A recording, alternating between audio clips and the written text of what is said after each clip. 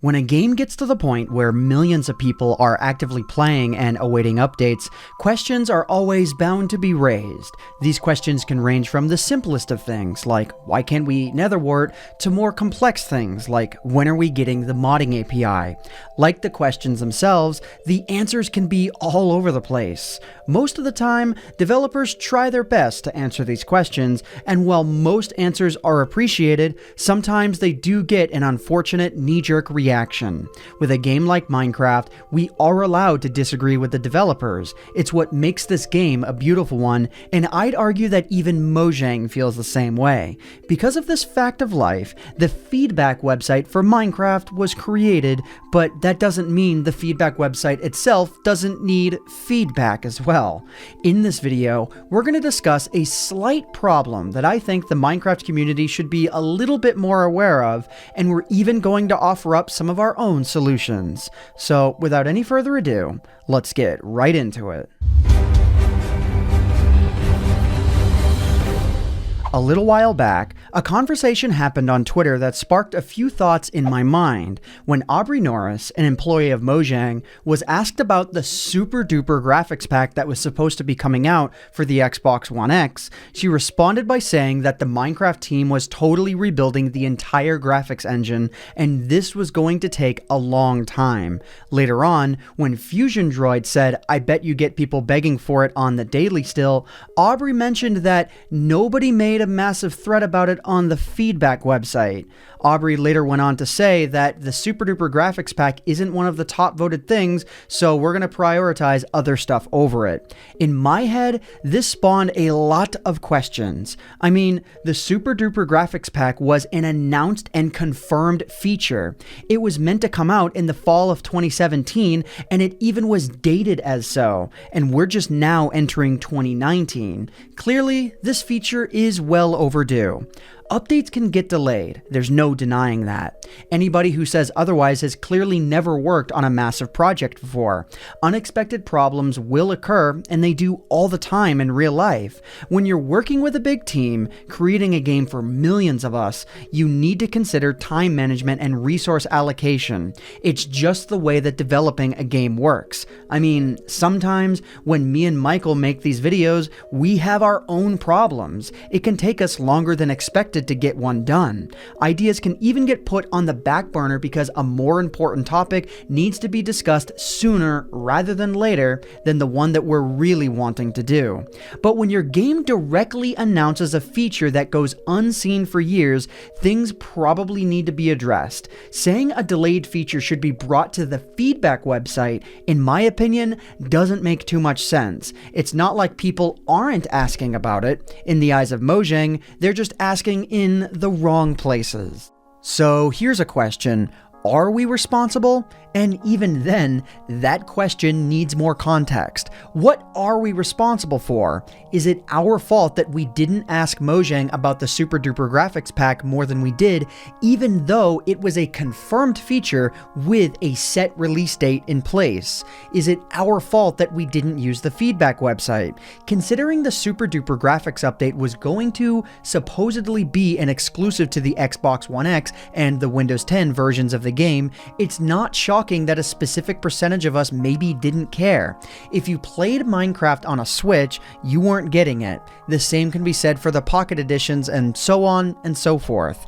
If you ask me, I do not think we're at fault in this case. The feature was promised. If the numbers didn't go up, maybe that's because people didn't think we had to even vote on it, or maybe worse.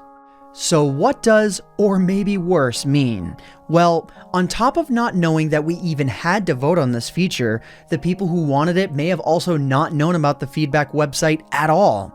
If you're one of those people, I'll fill you in. The Minecraft feedback website is an official website ran by Mojang that generally focuses on three basic things: what you want done, why you want something done, and how you want something done. Mojang wants your opinions to make Minecraft great. They have a history of listening to the community, especially lately. The feedback does a lot of good and more. However, I really think that all of this needs to be evaluated. So the feedback website poses a couple of problems. Feedback threads only get a couple hundred votes if they're lucky, but there's millions of Minecraft players. Seeing this, it's extremely obvious that the feedback page shows a lot of players don't utilize the website, when apparently, if we want our voices heard, we need to. So let's go to the website, right? It should be simple. Going to the Minecraft front page, there's nothing. Going into the Minecraft Java Edition launcher, nothing. Going back to the website and hitting menu, we can click on help. At first glance, it's not here, but scrolling down under the unofficial help resources, you'll find suggesting ideas for Minecraft, right above reporting bugs. Firstly, that's gotta be changed, or it needs to be more obvious how to access the feedback website. If it's not prevalent on the Minecraft website, it's not prevalent to players. If Mojang doesn't think it's important enough to make its location more obvious, why would players think to even look for it? Considering the page is official, it should be higher up on the help page or have its own link somewhere on the front page of the Minecraft website or in-game. It's for feedback, not for Easter eggs. Why hide it? Also, the question of what even belongs on the feedback website has got to be addressed. Looking at the categories, it seems like everything from redstone to commands to mods and even more are featured. Clearly, they let a lot of things in, which is a good thing. But certainly some things need to be addressed elsewhere. Not to bring it up again, but look at the super duper graphics pack.